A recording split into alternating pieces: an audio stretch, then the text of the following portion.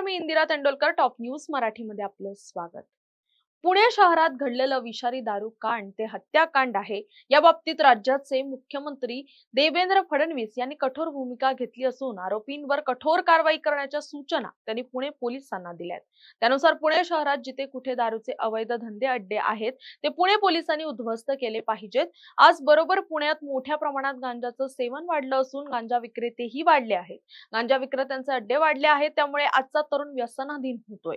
त्यामुळे पुढील 3 दिवसात पुणे पोलिसांनी गांजाचे अड्डे आणि अवैध दारूचे अड्डे नष्ट करावेत, अन्यथा आमचे कार्यकर्ते ते नष्ट करतील, असा इशारा माजी आमदार जगदीश मुळीक यांनी दिलाय. पाहूयात. पुणे शहरात घडलेलं विषारी दारू कांड हे हत्याकांड आहे. या बाबतीत माननीय मुख्यमंत्री देवेंद्रजी फडणवीस साहेब यांनी अत्यंत कठोर भूमिका घेऊन आरोपींवरती कठोर कारवाई करण्याच्या सूचना पुणे पोलिसांना दिलेल्या आहेत. माननीय मुख्यमंत्री देवेंद्रजी फडणवीस साहेब हे महाराष्ट्रामध्ये सगळ्या क्षेत्रामध्ये अत्यंत चांगल्या पद्धतीने काम करत आहेत आणि त्यांनी दिलेल्या सूचनेप्रमाणे पुणे पोलिसांनी त्वरित कार्यवाही करणे गरजेचं आहे. आज पुणे शहरामध्ये जिथे कुठे अवैध दारूचे धंदे अड्डे आहेत ते पोलिसांनी त्वरित उद्ध्वस्त केले पाहिजेत.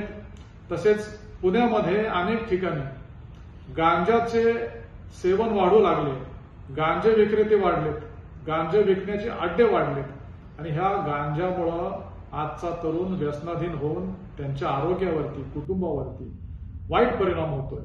म्हणून गांजाचे अड्डे देखील त्वरित शोधून त्यांच्यावरती कारवाई करून ते नष्ट झाले पाहिजेत, अशी आमची पुणे पोलिसांकडे मागणी आहे. आणि 3 दिवसात ते गांजाचे अड्डे, अवैध दारूचे अड्डे नष्ट करावेत, अन्यथा आमचे कार्यकर्ते अशा पद्धतीचे बेकायदेशीर अड्डे शोधून ते उद्ध्वस्त करण्याचा प्रयत्न करतील.